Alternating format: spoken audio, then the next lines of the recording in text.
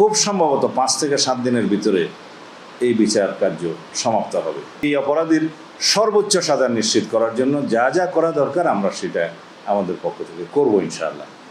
কিছু কিছু অপসংস্কৃতির আসর আমাদের সমাজে পড়েছে, কিছু কালচার এমন হয়েছে, এটা আকার সংস্কৃতির কারণে যেমন এই যে ধর্ষণের মাত্রা বা ধর্ষণের যে অবস্থার সংখ্যা, এটা ঘটনা, এটা আমাদের সহ্য সীমার বাইরে চলে যাচ্ছে।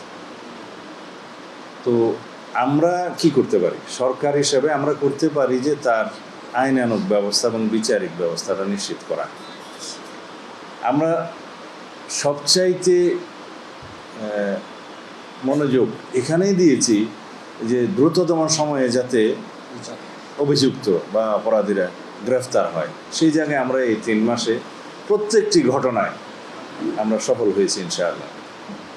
আর আল্লাহর রহমতে ভবিষ্যতেও আমরা এই জাতীয় যে কোনো ঘৃণ্য অপরাধের অভিযুক্ত বা অপরাধীদেরকে কোনোভাবেই ছাড় দেব না। আর রামিসা হত্যার বিষয়ে আপনি ইঙ্গিত করেছেন, ধর্ষণ এবং হত্যার পরে আসামিকে 7 ঘন্টার ভিতরে গ্রেফতার করতে আমরা সক্ষম হয়েছি। আদালতে স্বীকারোক্তিমূলক জবানবন্দি দিয়েছে, সাথে সাথে একদিনের মধ্যেই সেই 164 স্টেটমেন্টে তার সহযোগী অপরাধী হিসেবে তার স্ত্রীকেও, তার নামও এসছে, তাকেও গ্রেফতার করা হয়েছে। আমরা খুব দ্রুততার সাথে আদালতের অনুমতি নিয়ে ডিএনএ টেস্ট করিয়েছি। সেই টেস্ট 3 দিনের সময় লাগে, 3 দিনের মধ্যে সেটা সমাপ্ত হয়েছে। রিপোর্ট কালকে বিকেলে জমা হয়েছে। পোস্টমর্টম রিপোর্টটা আমরা হাতে পেয়েছি ইতিমধ্যেই।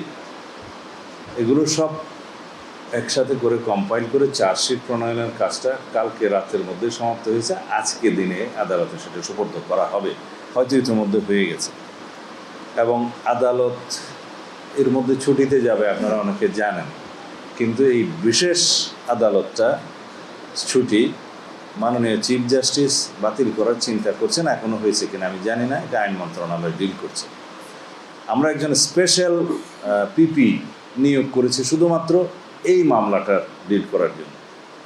সব কিছু বিবেচনায় আমরা আশা করছি যে আজকের মধ্যে তো চার্জশিট প্রদান করা হবেই, এবং খুব সম্ভবত 5 থেকে 7 দিনের ভিতরে এই বিচার কার্য সমাপ্ত হবে। এর চাইতে বেশি কিছু করার আমাদের পক্ষে এই মুহূর্তে আর বোধহয় সম্ভব না। আমরা আশা করি আদালতের বিষয়ে আমরা বিস্তারিত বলতে পারবো না, সেটা আমাদের এখতিয়ার নাই।